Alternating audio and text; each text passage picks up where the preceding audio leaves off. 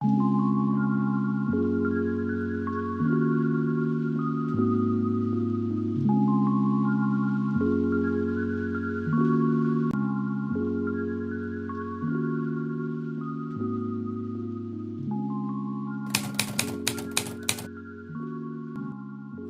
के capital port Blair से आज मैं नेताजी सुभाष चंद्र बोस द्वीप विजिट करूंगा। तो ये बोट का टिकट काउंटर है। यहाँ से 370 पर हेड टिकट चार्ज करता है रॉस आइलैंड यानी कि नेताजी सुभाष चंद्र बोस आइलैंड एक्सप्लोर करने के लिए। तो यहाँ से टिकट लेने के बाद अभी मैं अपने फैमिली के साथ नेताजी सुभाष चंद्र बोस आइलैंड की ओर जा रहा हूँ। बोट सर्विस मॉर्निंग 9 AM से 2 PM तक यहाँ पे अवेलेबल रहेगा। अब यहाँ से जिस बोट में अभी मैं जा रहा हूँ वो एक 10 सीटर बोट है। अज्जू मेरे साथ कैमरा सपोर्ट के लिए आज मौजूद है। तो कुछ ही पल में हम 1.2 किलोमीटर की जर्नी कवर करते हुए नेताजी सुभाष चंद्र बोस आइलैंड पहुँच जाएंगे।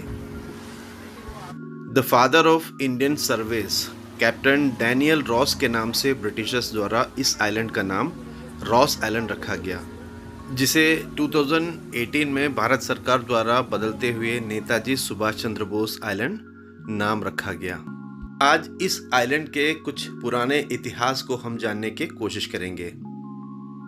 10 मार्च 1858 में ब्रिटिश गवर्नमेंट द्वारा अंडमान के अंदर एक परमानेंट सेटलमेंट की शुरुआत की गई, जिसके तहत पूरे 200 फ्रीडम फाइटर्स को मेनलैंड इंडिया से यहाँ पे लाया गया और इस सेटलमेंट का नाम रखा गया पेनल सेटलमेंट यानी कि पनिशमेंट सेटलमेंट। उन्हीं स्वतंत्र सेनानियों के खून पसीने से इस आइलैंड को ब्रिटिश द्वारा सजाया गया। आज टोटली एक टूरिस्ट डेस्टिनेशन बन चुका है। तो आगे ये है फजाद अली स्टोर। ब्रिटिश पीरियड का सबसे फेमस शॉप हुआ करता था इस आइलैंड के अंदर। तो यहाँ एक डियर पार्क भी मौजूद है, वाइल्ड लाइफ इनका केयर करते हुए। तो इनको बिना डिस्टर्ब करते हुए अब मैं आगे की ओर जाऊंगा। सामने जो आइलैंड देख रहे हैं वो है अंडमान का कैपिटल पोर्ट ब्लेयर। तो एक वक्त तक ये नेताजी सुभाष चंद्र बोस आइलैंड या फिर रॉस आइलैंड ब्रिटिश पीरियड में अंडमान का हेडक्वार्टर हुआ करता था। तो बोट जेट्टी से कुछ ही दूर चलते हुए मैंने देखा प्रिंटिंग प्रेस। उस जमाने में मेनलैंड इंडिया में या फिर ब्रिटेन में जो भी डॉक्यूमेंट सब कुछ यहीं से प्रिंट होते हुए जाते थे। कुछ ही दूर चलते हुए यहाँ पे पावर हाउस है। ये पावर हाउस बिल्डिंग पूरे के पूरे पेड़ से ढकी हुई। तो शुरुआती दौर में यहाँ पे स्टीम जनरेटर हुआ करता था, जिसे वो लोग अपने लिए इलेक्ट्रिक पावर प्रोड्यूस करते थे। लेकिन 1926 आते आते ब्रिटिश यहाँ पे 100 kV किलोवाट वाले एक डीजल इंजन को इंस्टॉल किया। तो यहाँ पे एक नेचुरल स्विमिंग पूल है जो बेसिकली सॉल्ट वाटर का था। वाटर ट्रीटमेंट प्लांट भी लगवाया गया। शुरुआती दौर में यहाँ पे बच्चों का डेथ रेट बहुत ज़्यादा था क्योंकि वाटर बोर्न डिजीज यहाँ पे बहुत ज़्यादा थी। उसी दौरान ब्रिटिश यहाँ पे एक वाटर ट्रीटमेंट प्लांट को भी इंस्टॉल करवाया गया। शाम के वक्त जो लाइट एंड साउंड शो होगा उसका सिटिंग अरेंजमेंट ये है यहाँ पे। तो bakery, power house, printing press, hospital ये सब आइलैंड के किनारे पे था। और चीफ कमिश्नर का बंगलो, चर्च ये सब पहाड़ के ऊपर बनवाया गया। तो उसे देखने के लिए अब मुझे आगे की ओर बढ़ना होगा। तो ब्रिटिश एडमिनिस्ट्रेशन का सप्लाई ऑफिसर कर्नल एडिसन का घर हुआ करता था ये। खाली अभी स्टेयर्स बची हुई है, पूरे स्ट्रक्चर गिर चुका है। तो आइलैंड के सारी जरूरत के सामान इनके ही द्वारा अलाउड करते थे। यहाँ पे अभी इलेक्ट्रिक बग्गी का भी सर्विस अवेलेबल है। पर हेड 80 रुपीज चार्ज करते हैं। बोट जट्टी से आपको ऊपर चोटी तक ले जाएगा। तो इस बग्गी से मुझे यहीं पे उतरना होगा वीडियो करने के लिए। ये यहाँ का परेड ग्राउंड हुआ करता था। तो यहाँ से कुछ ही दूर चलते हुए जंगल के बीच में मैंने एक बड़ा सा स्ट्रक्चर देखा, एक क्लब। ये है यहाँ का subordinate club. British army, junior commissioned officers, non commission officers, इन सब का क्लब हुआ करता था। ये बड़े बड़े ऑफिसर्स के लिए कुछ अलग जगह पे इनका क्लब भी था। तो अंदर चल के मैंने देखा इसे। स्ट्रक्चर एज इट इज आज भी मौजूद है। तो इस बिल्डिंग के दोनों तरफ बहुत सारे रूम्स भी बनवाया गया। लाल ईंट से बने रेड ब्रिक्स का बना हुआ ये पूरे के पूरे बिल्डिंग। आज इसके छत पूरी तरह से निकल चुकी है। तो इस बिल्डिंग को पूरे के पूरे इटली से लाया हुआ कलरफुल ग्लास से सजाया गया था। यहाँ पे एक डांस फ्लोर था जिसे पूरे पेडॉक लकड़ी से सजाया गया था। तो इवनिंग पार्टी, डांस, सब कुछ यहाँ उस वक्त हुआ करता था। इस द्वीप का ऑफिसर्स को मेंटली और फिजिकली खुश रखना, ये था ब्रिटिश एडमिनिस्ट्रेशन का मेन मकसद। इसीलिए लंदन या पेरिस के ही तरह उन दिनों इस आइलैंड को भी वो लोग बनाना चाहते थे। कुछ ही दूर चलते हुए अब मैं एक चर्च के पास पहुंच चुका हूं। प्रेस्बिटेरियन चर्च, पहाड़ के ऊंची चोटी पे है ये चर्च। मैं चर्च के बहुत नजदीक पहुंच चुका हूं। प्रोटेस्टेंट फॉलोवर्स था यहाँ का ब्रिटिशर्स, उनका चर्च था ये प्रेस्बिटेरियन चर्च। करीब 150 साल पुराना बिल्डिंग है ये सोचते हुए मैं इस चर्च के अंदर गया कि उन फ्रीडम फाइटर्स को कितने यातनाएं देकर इसे बनाया होगा उस वक्त। ना कोई मशीनरीज, ना कोई हेल्प उनको, बस भारत माता की आज़ादी के लिए उन लोगों ने निस्वार्थ होते हुए काला पानी की सजा के तहत यहाँ पे अपना सजा काटा। और उन बहादुर फ्रीडम फाइटर्स के खून, पसीने और बलिदान से ये सारे बिल्डिंग्स यहाँ पे खड़े किए। तो कंस्ट्रक्शन के वक्त एक बहुत खूबसूरत चर्च हुआ करता था ये। इसमें बहुत सारे colourful glasses, hand working fan, padauk लकड़ी से बना हुआ विंडो, डोर्स और एक बहुत लॉन्ग बेल टावर भी यहाँ पे है। तो अंडमान आइलैंड में यूरोपियन टाइप का सबसे पुराना चर्च था ये। करीब 1860 में इसको कंस्ट्रक्ट किया गया। सन एंड्रूज को डेडिकेट किया हुआ ये चर्च, जिसमें संडे के दिन पूरे ब्रिटिश ऑफिसर्स अपने फैमिली के साथ प्रेयर किया करते थे। ये देखिए, ये बेल टावर का दूसरा हिस्सा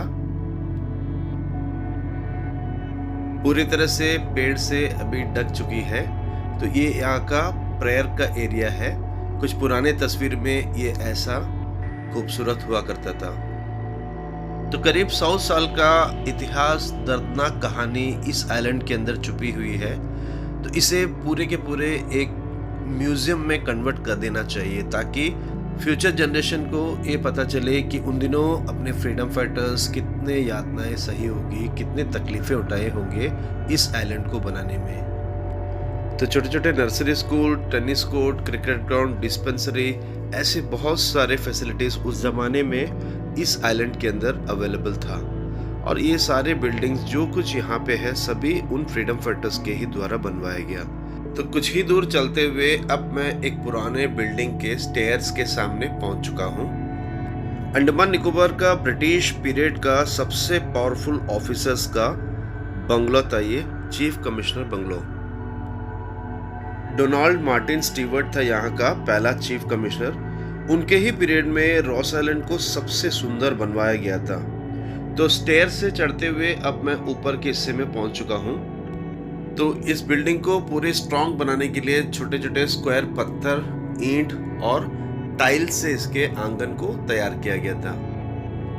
तो इटालियन टाइल्स से सजाया हुआ ये बिल्डिंग उस वक्त का सबसे बड़ा और सबसे ऊंची चोटी में इसको बनवाया गया था। इसके अंदर कमिश्नर ऑफिस, सेक्रेटरीट और उनका घर, सब कुछ यहीं पे मौजूद था। देखिए, इस कॉर्नर से लेके उस कॉर्नर तक ये बंगलो था। कुछ इटालियन टाइल्स आज भी यहाँ पे मौजूद है। कभी अगर आप विजिट करोगे तो इसको भी देख सकते हो। तो एक वक्त में जो फेमस ब्रिटिश कॉलोनी था, आज एक रूइंस में बदल चुका है, जिसका पीछे सेकेंड वर्ल्ड वॉर के वक्त ब्रिटिश को पता चल चुका था कि अंडमान के अंदर जापानीज बहुत जल्दी ऑक्युपाई करने वाला है। ऐसे में जो है बहुत सारे ब्रिटिश ऑफिसर्स इस आइलैंड को खाली करते हुए मेनलैंड की ओर चला। 1941 का मेजर अर्थक्वेक का भी डर उनका मन में था। साथ ही साथ एक बहुत बड़ा रूमर था कि ये आइलैंड बहुत जल्दी पानी में डूबने वाला है। तो उस रूमर के बाद सभी लोग इस आइलैंड को छोड़ के चला गया। इस आइलैंड पे जितने भी कीमती सामान थे, सभी लोग यहाँ से ले जाना शुरू किया। कुछ पोर्टब्लेयर से लोग, कुछ लुटेरे, बहुत सारे कीमती चीज यहाँ से लोग लेकर गए। एक वक्त तक इसे ईस्ट का पेरिस भी कहा जाता था। आज एक टोटली खंडर में बदल चुका है। तो चलते हुए मैं लास्ट यहाँ पे एक ट्रूप्स बैरक के सामने पहुंच चुका हूँ। 19वीं सेंचुरी का ब्रिटिश आर्किटेक्चर स्टाइल में बना हुआ एक बिल्डिंग। रॉस आइलैंड को गार्ड करते हुए सभी ब्रिटिश आर्मी यहीं पे रहते थे। तो इंडिपेंडेंस के बाद जब नेवी के अंडर इस आइलैंड था तो उन्होंने इसको कुछ रेनोवेट भी किया। तो यहाँ का सैनिक के लिए एक छोटा सा चर्च भी है यहाँ पे। इसी के साथ साथ देखिए एक पुराना बिल्डिंग है, तो ये भी उसी बैरक का एक हिस्सा है। करीब 200 सोल्जर्स उस दौरान यहाँ पे रहा करते थे। तो इस बैरक के साथ साथ यहाँ पे एक जेल भी हुआ करता था। उसी जेल में अपने फ्रीडम फाइटर्स रात गुजारते थे। फिर सेटलमेंट के बाद जब लोग यहाँ पे बसने लगे, ऑफिसर्स अपने फैमिली के साथ यहाँ पे रहने लगा, तब इन सभी फ्रीडम फाइटर्स को यहाँ से वाइपर और पोर्ट ब्लेयर की ओर शिफ्ट कर दिया गया और फिर बाद में उस जेल को भी ट्रूप बैरक्स में कन्वर्ट कर दिया गया। उस वक्त का कंस्ट्रक्शन देखिए बहुत स्ट्रॉन्ग था, इसलिए आज इतने साल बाद भी ये बिल्डिंग का स्ट्रक्चर एज इट इज मौजूद है यहाँ पे। तो सेकेंड वर्ल्ड वॉर के वक्त जब 23 मार्च 1942 में अंडमान को जापानियों ने कब्जा किया, उस दौरान इस आइलैंड पे सिर्फ 20 से 23 ऑफिसर्स ही बचे हुए थे। बाकी पूरे के पूरे आइलैंड को इवैक्यूएट कर दिया गया था। तो उनका आने के बाद जो 3 साल था, उन्होंने इस आइलैंड पे बहुत सारे डैमेज वाले बिल्डिंग्स को गिरा दिया गया। तो इसी बिल्डिंग के कुछ हिस्से में सैनिकों के लिए हॉस्पिटल भी हुआ करता था। करीब 400 सैनिक एक साथ यहाँ पे भी रह सकते थे। तो एक साथ 400 लोगों का खाना तैयार करने के लिए यहाँ पे एक बहुत बड़ा किचन भी हुआ करता था। तो अब मैं इस आइलैंड के ऊपर के हिस्से में पहुँच चुका हूँ। यहाँ पे पूरे आइलैंड को विजिट करने के लिए मुझे 1.5 आवर का टाइम दिया हुआ है, जो मेरे हिसाब से मुझे बहुत ही कम लगा। तो जो पर्यटक बोट जेट्टी से इलेक्ट्रिक बग्गी में आता है, उनका लास्ट पॉइंट यही है। यहाँ से नीचे की ओर लाइट हाउस है, जहाँ पे विजिट करके वापस इसी इलेक्ट्रिक बग्गी से रिटर्न बोट जेट्टी की ओर जाना होगा। तो जिनको प्रॉपरली इस आइलैंड को एक्सप्लोर करना है, उनको वन साइड जो है बग्गी को इस्तेमाल करना होगा। आते वक्त इलेक्ट्रिक बग्गी में यहाँ तक पहुँचने के बाद लाइट हाउस विजिट करना है। उसके बाद यहाँ से बाई वॉक करते हुए अगर जाओगे तो पूरे आइलैंड को प्रॉपरली देख पाएंगे। अब यहाँ से पूरे नीचे तक अगर जाना है लाइट हाउस के पास, तो पूरे स्टेयर होते हुए जाना होगा। यहाँ पे रेस्ट करने के लिए एक छोटा सा हट भी बनाया गया है। यहाँ से पूरे नीचे तक 182 स्टेयर्स नीचे जाना होगा। अब बोट के टाइम होने ही वाला है, तो मुझे जल्द से जल्द लाइट हाउस विजिट करके वापस आना होगा। तो क्योंकि अब ये टूरिस्ट डेस्टिनेशन बन चुका है, यहाँ पे एक व्यू पॉइंट भी है। बहुत ही खूबसूरत नज़ारा है ये।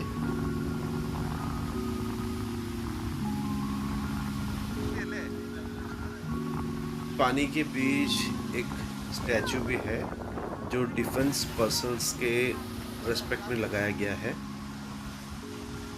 तो देखिए एक आइलैंड का दूसरा हिस्सा है ये, कितना खूबसूरत लग रहा है यहाँ से पानी के बीचों बीच। तो यहाँ से अब मैं वापस की तैयारी शुरू कर चुका हूँ। अज्जू यहाँ पे रेस्ट करते हुए, फैमिली मेरे लाइट हाउस विजिट करके आ चुके हैं।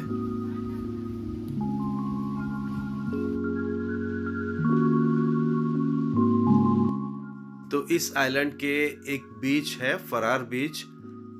एक सिमेट्री भी यहाँ पे है। 12:30 मेरे बोट का डिपार्चर टाइमिंग है, 5 मिनट बची हुई है। तो मुझे अब यहाँ से जल्द नीचे की ओर जाना होगा। मैंने देखा यहाँ पे एक वाटर रिजर्वर भी है। तो इस आइलैंड को पूरे एक्सप्लोर करने के लिए शायद एक दिन भी कम पड़ सकता है। तो बहुत सारे ऐसे सवाल जिसका जवाब मैं इस आइलैंड पे ढूंढ ही नहीं पाया। ये लोग कौन थे, ये फ्रीडम फाइटर्स? इनका नाम क्यों इतिहास के किसी भी किताब में दिखाई नहीं दे रहा है? इनका योगदान इतिहास के पन्नों में कहाँ गुम हो गया?